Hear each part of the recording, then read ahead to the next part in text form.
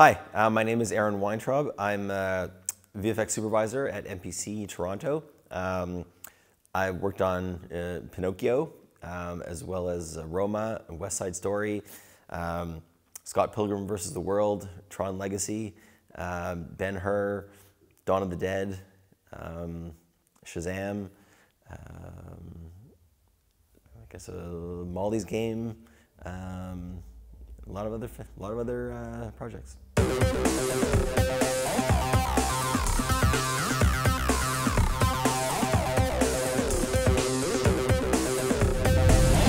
I studied film, and I started working in the industry at a younger age, kind of out of high school. But then I went to film school for kind of a traditional film education to get my degree, and yeah. I think I've always been kind of tinkering on the computer, doing art things, trying to working on 3D in my basement growing up, and then started making kind of short films in high school, and always interested in computers and engineering and coding, and just tried to find a way to kind of bring it all together.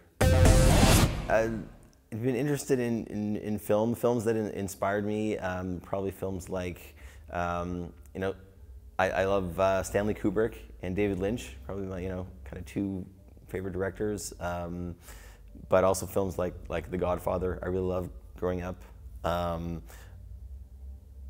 Clockwork Orange, I remember, was one of the first films that I remember giving me kind of a visceral reaction to the images that were on screen. I remember really feeling that wow, cinema has the power to really give you some really strong emotions, and kind of being very taken with that. Probably saw it younger than I should have been, should have seen it, but yeah, very deeply affected me, I'll say.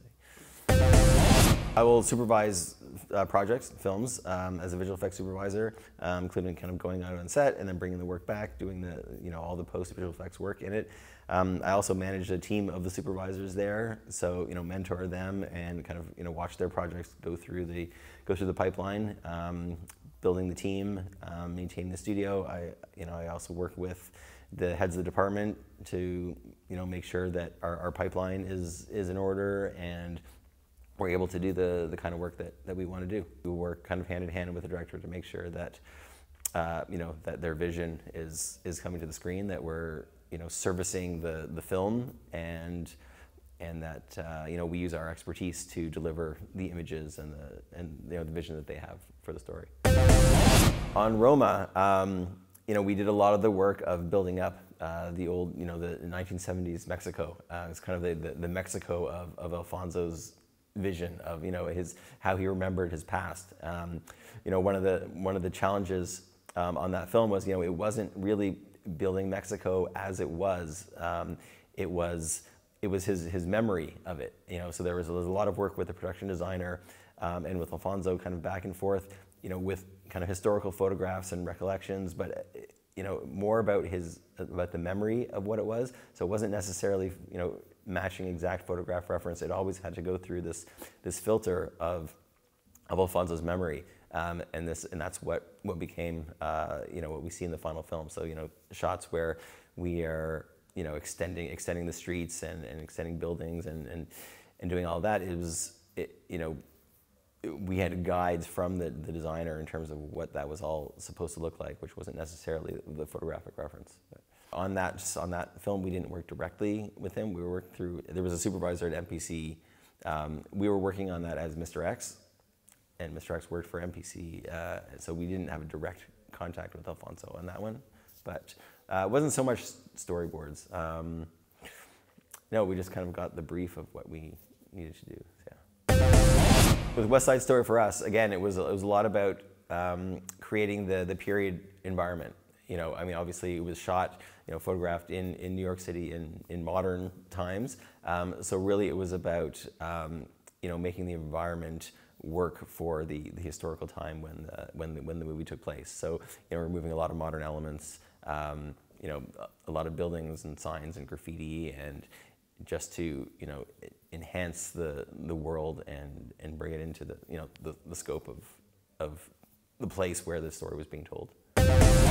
Well, the resolution will typically be, you know, now with digital cameras, you know, things are shooting in 6K, 8K. You know, a lot of the streamers have a standard delivery of 4K. You know, usually now I'll say, you know, we finish in 4K.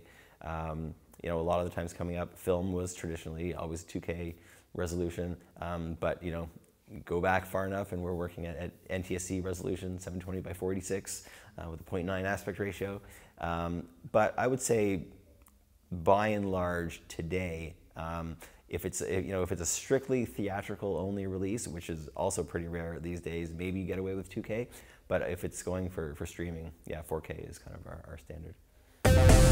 There's a lot of you know, emerging technologies in visual effects right now that are, you know, not so much challenges, but you know, where the industry is headed, new technologies that are coming up. I think machine learning and AI is a big you know, a big area of that people are focusing on now. I think it's going to, you know, change the tools that we use. I think, you know, there will always be people needed to run it. I don't think we're ever going to have a, you know, an AI mind that is creating films and doing it on its own without any human involvement. But it's definitely going to change some of the, you know, the labor-oriented tasks that we do. A lot of the repetitive work, certainly. A lot of the, you know, probably, you know, figuring out even things like scheduling, where, you know, we have enough data at this point. We've done this enough that, you know, we can look at the previous data and make educated guesses about, you know, how we're going to do a current project and move forward. I think, you know, the machine learning is going to be able to do the same thing and faster and more efficiently. And, you know, those are the kinds of areas where, you know, where we know in our minds that, you know, exactly how something should be done just based on previous experience, that this now, you know, the machines that are going to know how to do it as well. You know, if you look at something like rotoscoping, you know, where we can intuitively look at a scene, you see an elephant walking through a jungle, and we can see what the outline of that elephant should be. In our minds, we can roto it, but it's just then, oh, now we have to go and do the hands-on, laborious task of actually drawing the outline. If our minds can figure it out, you know, a machine can figure it out, and I think that, you know, it's those kinds of tasks that are really going to, you know, reap the benefits of the machine learning. Most rewarding moment in my career, wow, I mean, it's hard to say. I mean, I love watching films that I've worked on with audiences. Like, really, that's the closing the loop of everything we do. You know, to get a real, you know, an audience reaction out of something that you've done. Even if you've fooled them, if they don't know that they're visual effects, that's, you know, you've done your job. So yeah, I would say kind of, you know, the reward comes with closing the loop. I mean, that's why we do this. We're making entertainment. Hopefully we make films that connect with people, and that you know, they can feel something that make them feel.